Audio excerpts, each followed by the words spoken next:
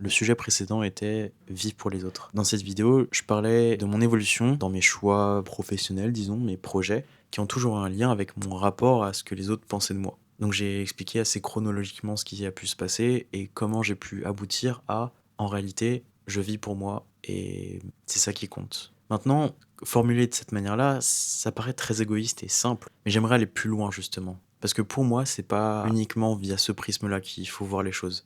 C'est pas uniquement cette phrase qui définit cette mentalité. Pour moi, vivre pour moi, ça implique aussi vivre pour les autres. Et je vais expliquer pourquoi.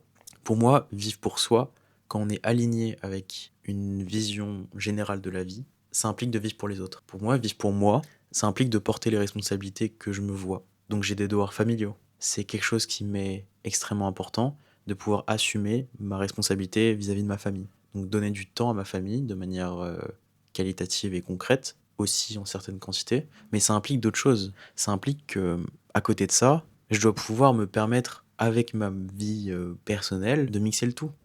Et ça a un lien avec la donnée du temps. Le temps, c'est la ressource face à laquelle on est tous égaux. C'est une ressource limitée et la seule chose qu'on peut faire, c'est réussir à ne pas être forcé de le trade, de l'échanger, et ou l'utiliser intelligemment. Et donc moi, personnellement, je vois les choses comme ça.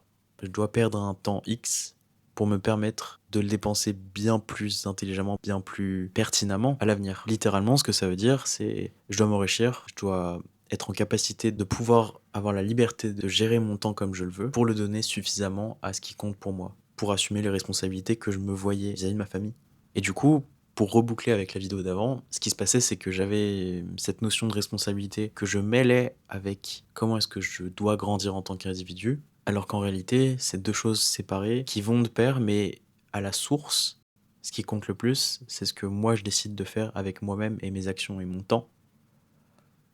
Je sais pas si j'ai réussi à bien expliquer, mais je me souviens d'une note que j'avais écrite il y a vraiment pas mal de temps. Ça s'appelait Responsabilité de vivre. Donner la vie, c'est faire face à la mort. On doit transcender les mots, touchés par la malédiction, la vie, puis la mort. Des nuits et des millénaires durant, nous avions une raison, mais Dieu est mort. La vie, c'est apprendre que nous sommes notre Dieu, le prochain, celui d'avant, car c'est par notre action dirigée dans l'intérêt commun que jaillit la vie.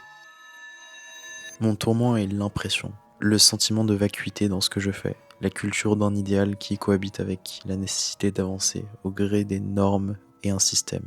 D'une part, je peux résister, essayer de garder cette voie, la conserver, la cultiver même du mieux que je le peux. Mais je peux aussi abandonner ma responsabilité, celle de faire grandir la partie de cette voie.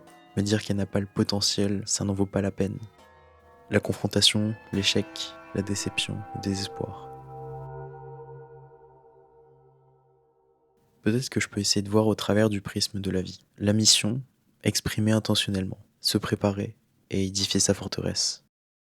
Partager notre expérience quoi qu'il en coûte. L'expérience, la sensibilité au monde, c'est ça la vie. Répandre sa vie de la manière la plus sensible et sincère qui soit. C'est un devoir pour les autres, mais aussi pour soi. Ça nous permet de donner une fin, momentanément, prendre une décision quant à notre expérience vécue. Ça ne veut pas dire que rien ne peut changer, mais in fine, on se sera donné la peine de mettre les formes sur ce morceau de vie. Un regard critique, mais surtout de l'amour, un accompagnement vers le meilleur.